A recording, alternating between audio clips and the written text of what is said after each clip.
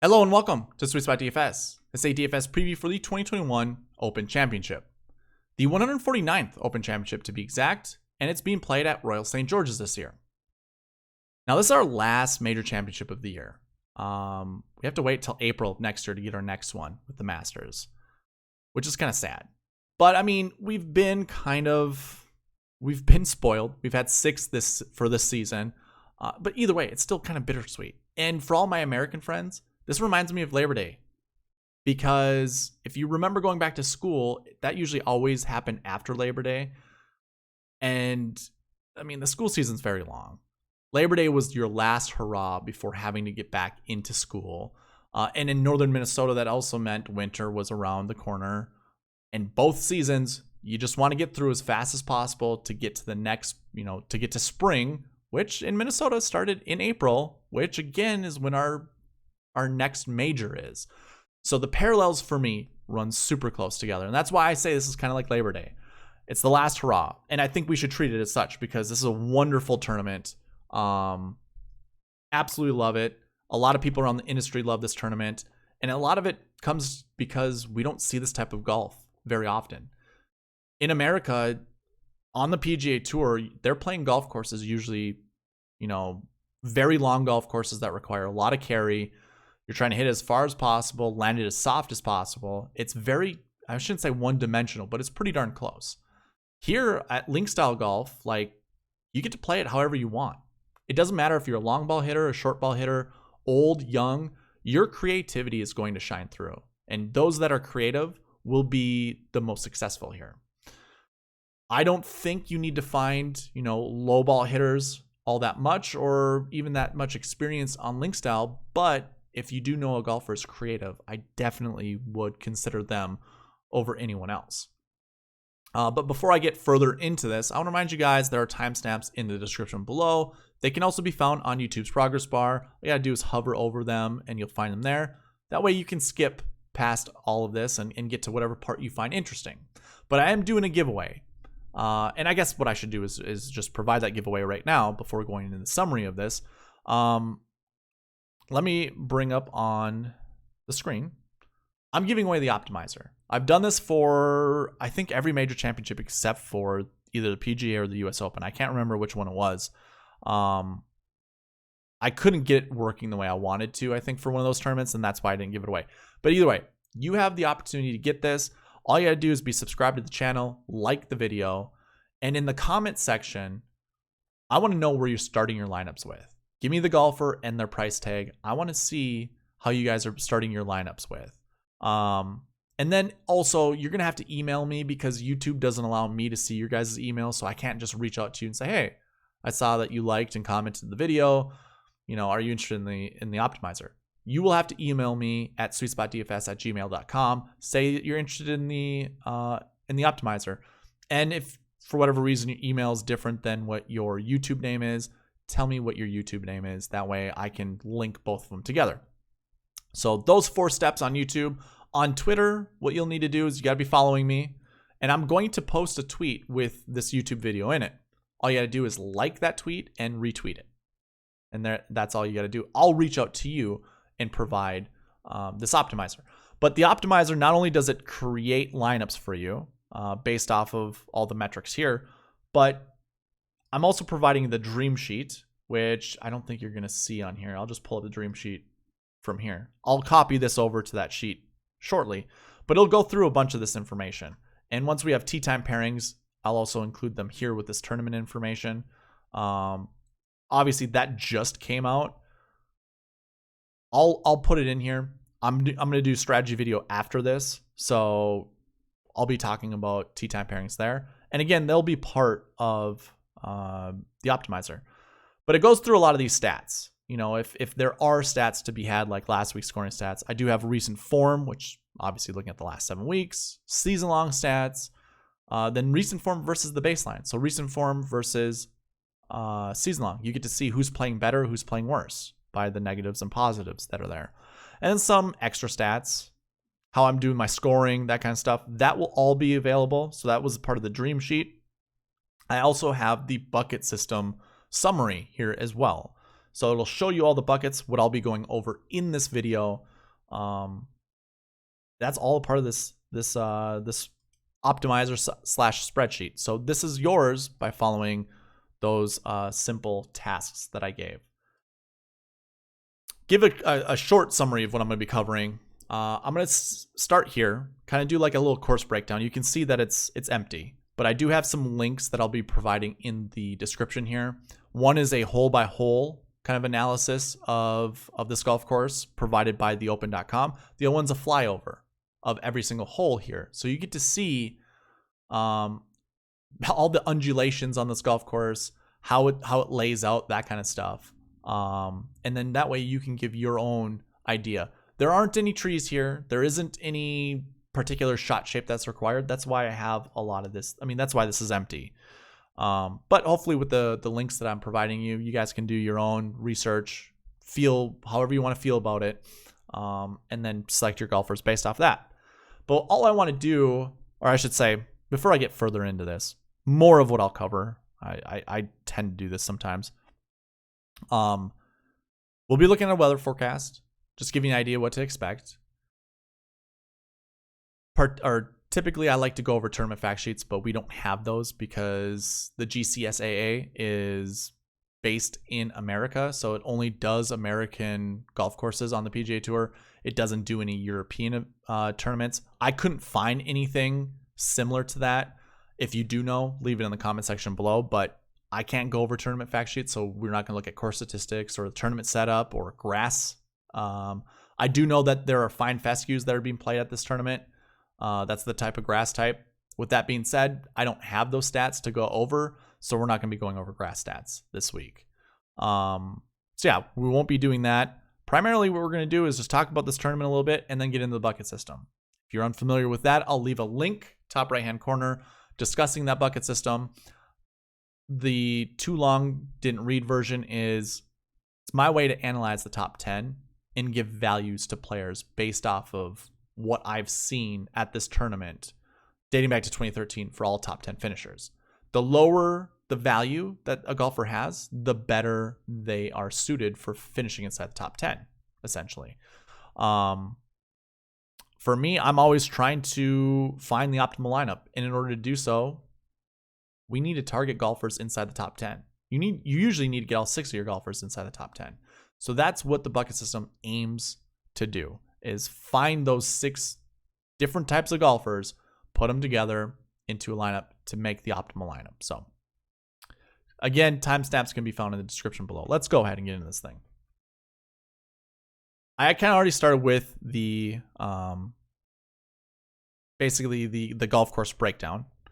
Again, this is all empty. We're not talking about shot shapes. All I want to talk about is kind of the composition of this golf course. What types of pars are here?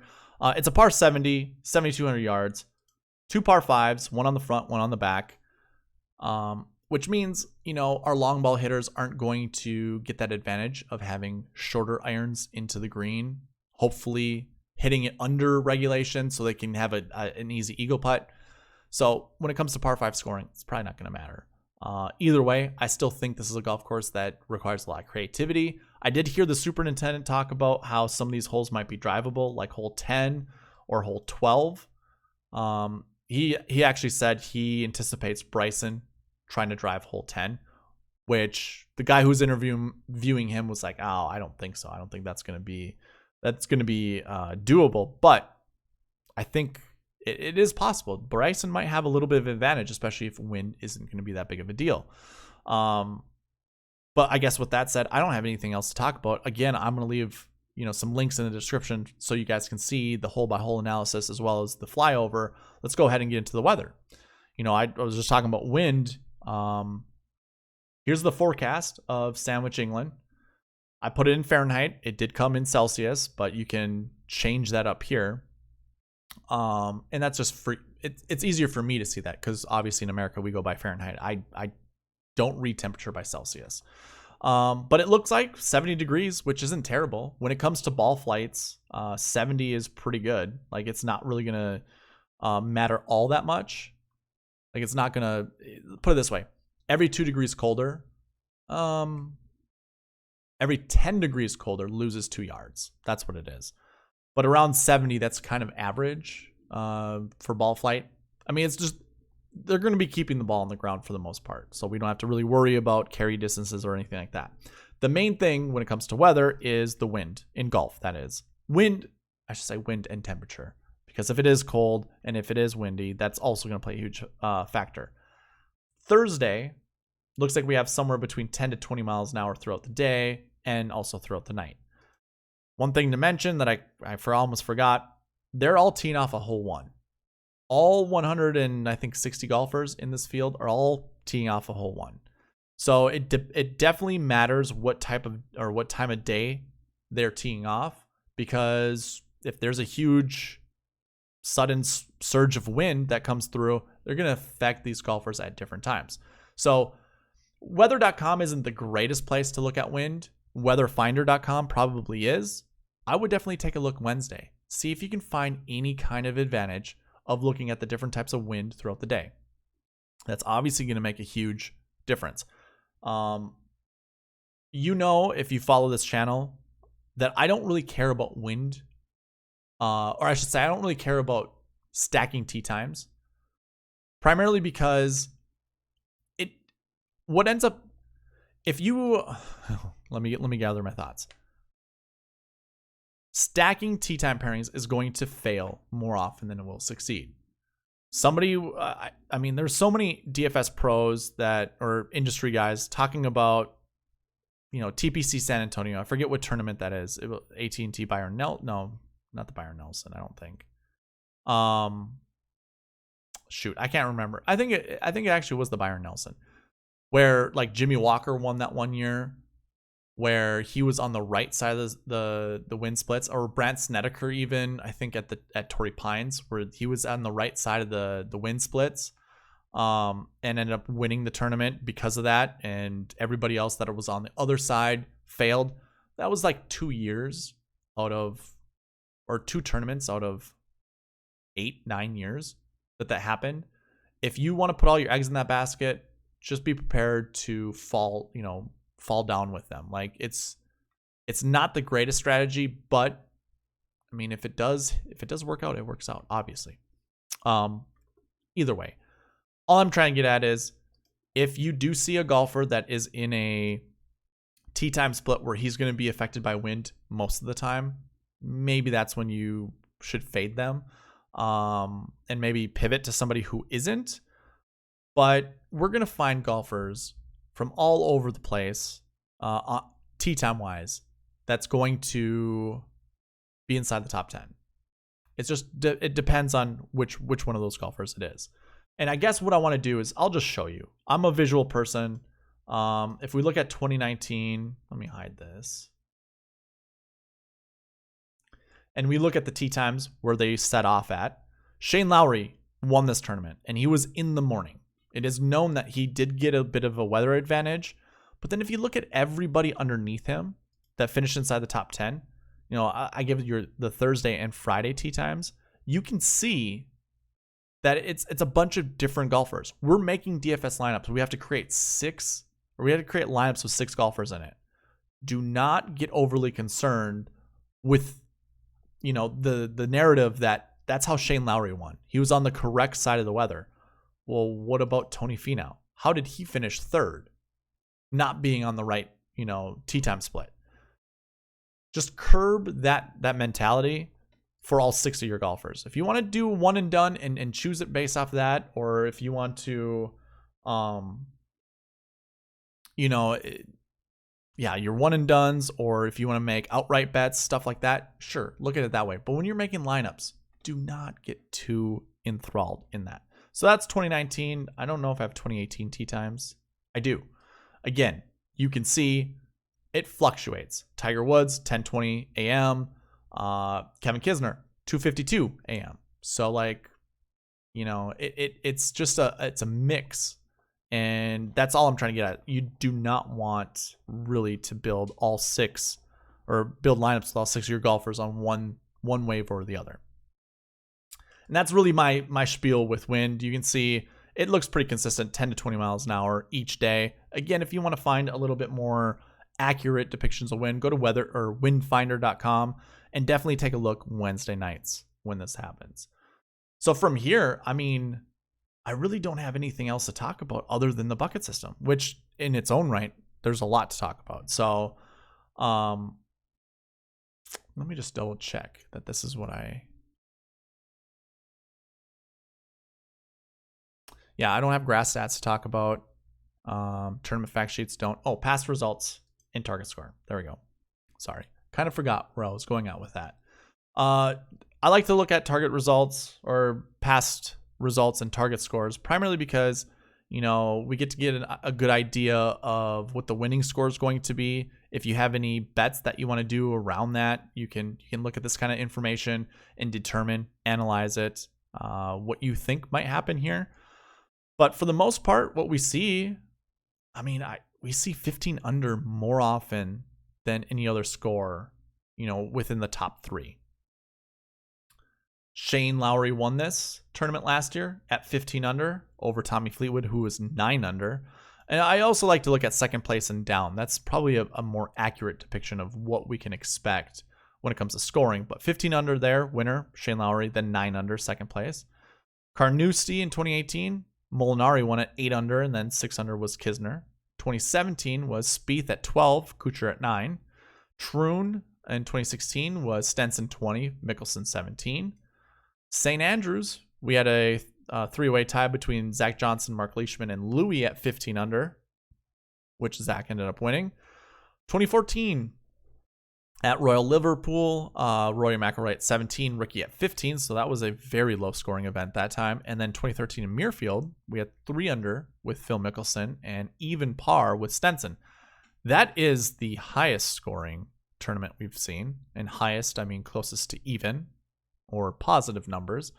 Lowest means, you know, getting that 20 under or lower mark. I mean, I think we see somewhere between 12 to 15. I think that's probably our target score, and all that means that lends itself to both birdie makers and grinded out par golfers. Again, just more proof that this type of tournament provides equal opportunity to every type of golfer, which means the entire roster, the entire DraftKings roster is in play. Not quite. We'll go over that here in the bucket system, but just give me an idea, you know, you don't have to find just birdie makers. You don't have to find just grinded out par guys. Again, it's all about creativity, in my opinion. So let's go over the bucket system. I'm going to talk about 3 buckets, or the top 3 buckets for each of these stat categories. And again, I like to talk about last year, last week, course history, which is really tournament history for this tournament, and then recent form. And I do have salaries and strokes gains, and we'll definitely talk about those as well. The first thing I want to say is we don't have last year's stats. So let's just go ahead, trim that out of this bucket. Because we don't have it, we don't need to talk about it. There wasn't a tournament that happened last year. I want to start with salaries and optimal lineups, past optimal lineups. So let's actually first talk about optimal lineups, and then we'll come back and talk about the salary buckets here. When we look back every year at optimal lineups and then the GPP winning lineup, I do have to say my recent form tabs actually include the European events that happened before, so I have to scroll over a little bit so you guys can see this. The Millie Maker winning lineup used all $50,000 of the salary.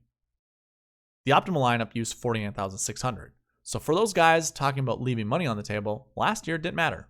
The optimal lineup was $49,600. The Millie Maker winning lineup was $50,000. And the point totals between them fit 532.5 for the Millie Maker. Optimal was 568. So 30 points kind of separated those two. All the golfers here highlighted in blue were your your GPP winning lineups, including Justin Harding all the way down here at $6,400. I like to look at how it's comprised of. How many 10K golfers? 9, 8, 7, 6, that type of thing.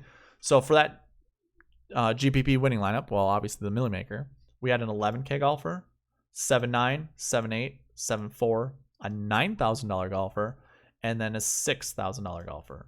the lower 6 golfer. My lower 6s are 6.4 to 6 even. High is 6.5 to 6.9. So when I say low and high, that's what I mean. So we had an 11, a 9, 3 7s, and a 6 for that GPP. Now, the optimal lineup did not include Justin Harding down here, or even Justin Thomas. It included Danny Willett and Ricky Fowler.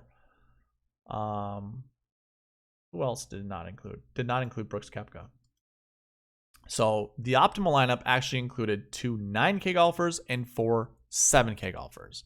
So just keep that in mind. Like, you can create one with an 11K golfer in it, no problem about that. But it looks like, for 2019, you wanted a 9K golfer. And then in 2018, your optimal lineup, I didn't have a GPP recorded for this one, included an 8K golfer, 10K, 7, 6, 8K once again, and a 7. To me, 8.9 is so close to 9 that I almost want to include it as a 9K. Primarily because we kind of have 2 higher 8K golfers, but obviously they are in the 8K range. But you did have a 10K golfer that started this one, 2 8s, 2 7s, and a high 6, which is pretty darn close to your traditional lineup creation. If we want to kind of tie that back to summary and look at the salary buckets, the number one bucket's the 7K range. And this is all based off the frequency of it happening, inside the top 10 over the last 4 years.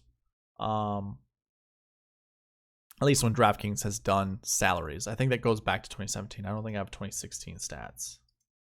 I suppose we could talk about 2017. I didn't even see I had an optimal lineup for 2017. My bad. That optimal lineup, 2 11K golfers. So this is your stars and scrubs. 7-2, 6-4, 6-7, and 6-3. That's the first stars and scrubs lineup I've seen in a long time. So that's super interesting. Again, tying this back to the bucket system, the buckets for the salary stat. Your number one bucket, 7K golfers. Happens every single year. Actually 3 times inside the top 10. It happens every single year. Happens once inside the top 5 every single year. So I do the top 5 frequencies. I also do the top 10 frequencies, which is where the buckets score. That's how I assign values, is based off the top 10. Your number 2 bucket are actually the 10K range. And we see one inside the top 5 every single year. So if you are starting your lineups, perhaps start them with the 10K. It makes lineup building a little bit easier because you can just drop from them and then fill out the rest of your lineups. Probably pretty balanced, but starting with 10K, I like quite a bit. And then your number 3 bucket, the 9K range, we were talking about that, but we have seen instances where 0 9K golfers have finished inside the top 10 or as well as the top 5. So 9K isn't something that we can depend on all that much. Or I should say all that much, but we can't really depend on super closely. I'm just going to talk about the top 3 buckets, but you can see what the 4th bucket is just by looking at salary 4, 8K, salary 5, 6.5 plus. That's your high 6K. And then your low 6K would be bucket 6. So yeah, definitely starting your lineups with a 10K golfer sounds pretty smart. And then dropping to a 7K, maybe grabbing 2 or 3 of them. I would recommend 2, but if you want to start with 3, be my guest. Like, it doesn't look like it's that terrible. Mind you, only one. I mean, we have seen as less as 1 golfer inside the top 5, if that's the right way to say it. Every single year we've seen at least 1, but it only goes down to 1 inside the top 5. And if you want to be a little bit more specific or particular with your lineups, maybe just start with 1 7K. Go with a 10 and then a 7 and then see where the rest of your lineups start or begin with. I'm not going to go look at the golfers for the salaries. We can also talk about them when we look at the other buckets. From here, I'm just going to start with the last week buckets. So we're going to look at all of these. Our number 1 bucket are golfers who did not play last week. So for those that are wondering, should we start with a golfer who, top 10, top 20 at the Scottish Open or the John Deere Classic? Well, how about those that took a break? We see there have been 38 instances over the last 7-8 years. I go back to 2013 with the stat. That's pretty high. And every single year, we see at least 3 of them inside the top 10. So starting your lineups, perhaps, with a golfer who did not play last week would be pretty smart, especially if you want to pair that up with a 10K or a 7K golfer. It makes a lot of sense. Now, that drops down to at least 1 inside the top 5. But either way, that's still pretty successful. Your number 2 bucket are golfers inside that 1 to 20 range from last week. That includes a Scottish Open. That includes a John Deere Classic. I include Euro events within my recent form just for the Open tournament, because to me, it just makes sense. I feel like there is an advantage of playing a European event prior to the Open Championship, primarily because you are over there already, getting used to playing at that time of the, or the time change, but also the type of golf courses being played. We do see a minimum of 1 every single year, but inside the top 10, but that drops to 0 when we look at top 5s, which doesn't make it, all that trustworthy. Your number 3 bucket, though, golfers who missed the cut last week. So that'll be interesting to look at. And before we look at golfers, I just want to show you what each of those look like. So I grabbed that information from here. In 2021, it's going to look a little different because I forgot to put the European Tour event first. But all these in purple are your European events. And obviously, I have all of these stats populated. Well, last week would include these 2 tournaments, the John Deere Classic and the Scottish Open. So you can see which golfers are here at the top. This is 2021. That's this year, obviously. But in 2019, you can kind of see how it looked just by looking at top 10s. We had 4 golfers who had a finish at the Scottish Open. Nobody from the John Deere Classic was inside the top 10. We look at the 2018 and look at the top 2 here. Believe it or not, Francesco played the John Deere Classic, finished 2nd the week before the Open, and won that tournament. And then we have 3 other finishes here with the Scottish Open, 1 a top 10, or just to say top 20, and then a couple missed cuts. 2017, we're looking here. We had a few more golfers from the Scottish Open who played there with finishes, obviously, do well at the Open Championship, which include 3 top 20s, 3 missed cuts, and a 40 to 60 place. Nobody from the John Deere Classic that year. 2016, the Greenbrier was the week before, and that was canceled. But we have Scottish Open finishes here once again. We have 3 top 20s, 2 20 to 40 ranges, and then 2 missed cuts. So again, you're seeing a lot of top 20s and missed cuts show up, but also, obviously, golfers who did not play the week before. In 2015, I'm not going to go through all of these, but you can see as I scroll through all of them, one of those common things you see, top 20s from the Scottish Open or even John Deere Classic, which is super surprising. And then just golfers who did not play. So when we look at the 2021 DK page, if we look at all of our golfers with a last week bucket 1, which of course means did not play last week, you can see by this column here, it is topped by Brooks Koepka, Dustin Johnson. Those are your 2 golfers in the 10K range. So if you want to start there, that seems pretty reasonable. 9, a bunch of guys in the 9K range. Bryson, Jordan Spieth, Louis Oosthuizen, Victor Hovland, and a bunch of guys in the 8K range. So, I mean, this bucket's going to finish inside the top 10, top 5. That seems pretty obvious. Moving from there, I apologize if you guys can hear the lawnmower going on. I live in an apartment complex. I can't control that, which is pretty unfortunate. Unfortunate timing. Going to our last week bucket 2s, it starts with Xander in the 10K range. Or no, it starts with Jon Rahm. I'm sorry. These are golfers who finished top 20 last week. We have Jon Rahm, Xander Schauffele, those guys in the 10K range. Then Thomas and Hatton in the 9K range. Only Scheffler in the 8K range, and then drops down to the 7 and the 6s. Pretty small group of golfers here. And then our third bucket would be missed cuts. And it starts with the 10K golfer and with Rory McIlroy, and then it drops. So for those worried about Rory, this actually might be a good thing, seeing that he missed the cut, because this is our third bucket. But if you are on likes of like Molinari, Higo, Norin, Harman, Connors, or any of those guys, don't be afraid to play them. This is a solid bucket, your third bucket here. I don't want to say it's like a solid bucket, but again, it is your third ranked bucket, so don't feel afraid to grab golfers from there. From here, we can go ahead and move to our course history buckets. You know what? Before we move on, I do want to mention something. I am starting to record the strength of field for each of these buckets. That way I can determine when the tournament's over, did strength of field play a huge factor in this? I've been talking about how I want to do this for quite some time.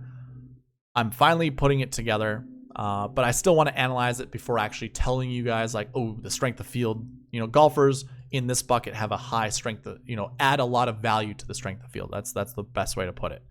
So that's why I'm not bringing it up all that much. But you can see what they provide when it comes to that value, and then what that percentage is within each of that within that bucket. So let's go ahead and go to course history now. So we'll look at course history buckets 1 through 3 here, and your number one bucket, that 40 to 60 range. So guys coming in, and course history, I mean tournament history, coming in with that 40 to 60 average finishing position is actually your number one bucket. And we do see one on average inside the top 10. We do not see one on average inside the top 5. So it's not super dependable, but we do see one inside the top 10 every single year. Your number two bucket, 20 to 40 range. We do see one inside the top 10 every year. But again, we do not see one inside the top 5. And your number 3 bucket is that 60 to 80 range. Now, these 3 buckets, when it comes to course history, your number 1 bucket's always that 40 to 60 range. And then your number 2 bucket usually is the 20 to 40, if not the 60 to 80. And then your number 4 bucket's usually always that 1 to 20. So these are the top that have top 20 finishes on average at the Open Championship. And I also have buckets per year and how many are in them this year. So usually we see 8 within this course history 4, but now we only have 3. We only have 3 this year, which means the likelihood of seeing this inside the top 10 probably pretty low, but the success rate is pretty high. So do with that as you will. To me, I'm starting to see that it matters about the volume inside each of these buckets to go along with the success rate. I don't have a perfect formula with it right now, but those are your top 3, or I should say your top 4 buckets. We can go ahead and take a look at some of these golfers and highlight some of them. So when it comes to, I said course history, but obviously it is tournament history. Looking at our tournament history 1 buckets, John Rahm and Dustin Johnson. There you go, 10K golfers once again. More reasons to play those 2 guys. Does drop down to Justin Thomas, Louis Oosthuizen, and Tyrrell Hatton in the 9K range. 3 golfers in the 8K range, Paul Casey, Webb Simpson, Tommy Fleetwood. And then some of our 7K golfers. Obviously, they're highlighted on the screen. So if you like them, obviously jot them down. Know that they're in the tournament history bucket 1s. For tournament history bucket 2 golfers, it actually starts with Rory McIlroy at $10,900. 3 of our golfers inside the 10K range: Rory, Brooks, and Xander. 1 guy in the 9K range, that's Jordan Spieth. 4 golfers in the 8K range: Cantlay, Reed, Scott, and Rose. And then it drops down to the 7K range. So again, if you like some of these guys, write them down. Or maybe take a screenshot, save it as a file when you build lineups. Our tournament history bucket 3 golfers starts at 9,900 Bryson, and then it drops to the 7K range. And it's not even that much, not that many golfers in the 7K range. We got Cameron Smith, Daniel Berger, Russell Henley, Matt Wallace, Brian Harmon, Bernd Wiesberger, and Billy Horschel. So small when it comes to salaries. This bucket isn't really representing all that well. So who knows how well this one is going to do. And again, like I said, you can see the strength of field that it obviously every golfer in that bucket provides for that bucket, I should say. I should probably figure out how to articulate that. Again, it's the first time using strength of field. So either way, 109 points from that bucket towards strength of field. Not super great. Course history 1s, 326. That's pretty hefty. That's 30% of the value of strength of field. Course history 2s, 191. That's 21%. So yeah, course history 1s and 2s, I think we could probably get behind those golfers and anchor our lineups around them. Going down to recent form. So recent form 1s are that 20 to 40 range. So that's the last 7 weeks. Technically, it's the last 8 weeks that I record these stats, and it's just their finishing positions. So if they're averaging in these ranges here, like recent forms 21 to 40, that's your number 1 bucket. We see it twice inside the top 10 every year, once inside the top 5. So it's definitely a bucket we want to anchor around. Recent form 2s are the 40 to 60 range. We see 1 inside the top 10 every year, but we see 0 inside the top 5. So it could be one we can anchor around, but it's not super dependable. Recent form 3s is that 1 to 20. So guys coming in with really good recent form, we see 0, or we have seen 0 here before. So we got to be a little careful when selecting golfers from either of these buckets, but those are your top 3 when it comes to recent form. 4s are 60 to 80, 5s are missed cuts, and 6s are just golfers have no finishes either at any of the Euro events or the PGA Tour events. So these are all your qualifiers. And it makes sense because, I mean, if you're not on tour, you're probably not the greatest of golfers. Maybe you don't handle pressure all that well, whatever. They did get there, so that's obviously something to commend them about, but not golfers you should be building your lineups around. So anyways, let's take a look at our top recent form golfers. So let's... Recent form 1s. Starts with Jon Rahm and Brooks Koepka. These 2 golfers now are showing up quite a bit on our 1s and 2s. The bucket, I should say bucket 1s or 2s for 3 of our stat categories, which is pretty good.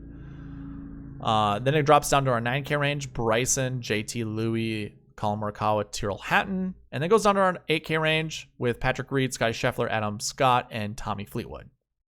So this bucket is represented pretty well, and I think we're going to see one of these guys inside the top 10, if not inside the top 5. So definitely a bucket to anchor around.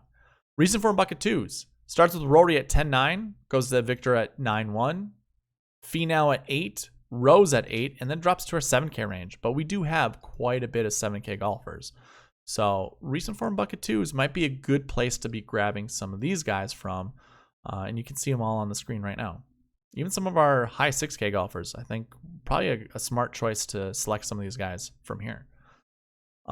Moving on to recent form bucket 3. Remember, this one wasn't extremely dependable, but we do have 2 10K golfers. I think with the 3 golfers, or the 5. The 5 golfers that I highlighted, I think there's a good chance we see one of these guys inside the top 10. Dustin Johnson, Xander, those are our 10K golfers. Jordan, our 9K golfer, and then 2 8K golfers, and Patrick Cantlay and Paul Casey, both the initials PC. So maybe the synergy will work in their favor when it comes to the recent form buckets.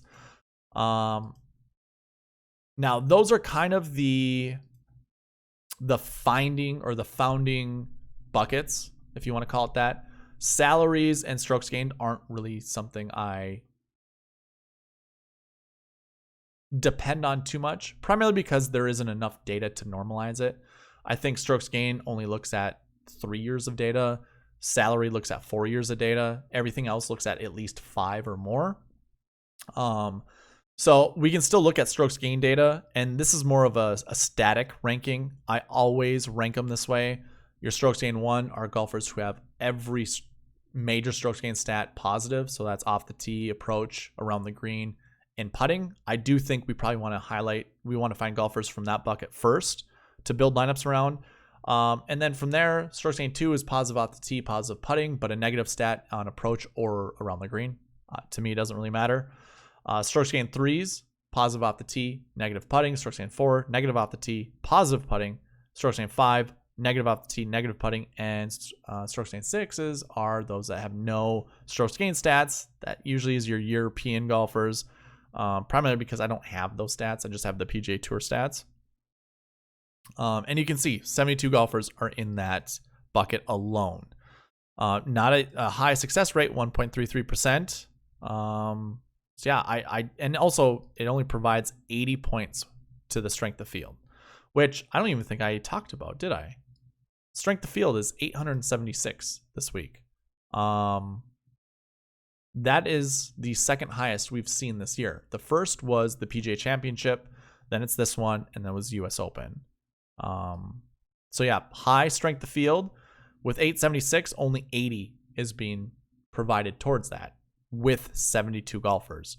So maybe I should do a point per golfer, and maybe that'll give us a little bit of a confidence reading. But either way, that's what that is. So why don't we go ahead and take a look at some of, I want to go strokes gained 1 through 4.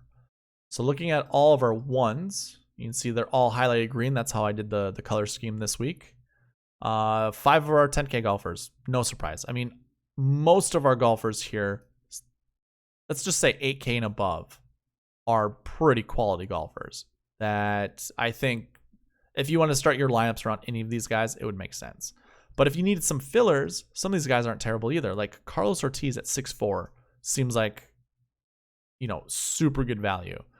Harris English seems like pretty good value, as does Chris Kirk. But time will tell. I don't know how I feel about them right now. I'll definitely use tee time pairings and a few other things when I talk about strategy later tonight. So strokes gained 1 is being represented pretty well. And if we look at how many points are being used or that go towards the strength of field, 379. That's 43%. So that's pretty good. Our strokes gained 2 golfers. Starts at Tyrrell Hatton at 9,000 and then drops to 7K range and then to the 6K range. I wouldn't say pretty quickly, but somewhat quick. I see a lot of high quality 7K golfers in this. And not to take anything away from Tyrrell Hatton. I personally don't think this is a super dependable bucket.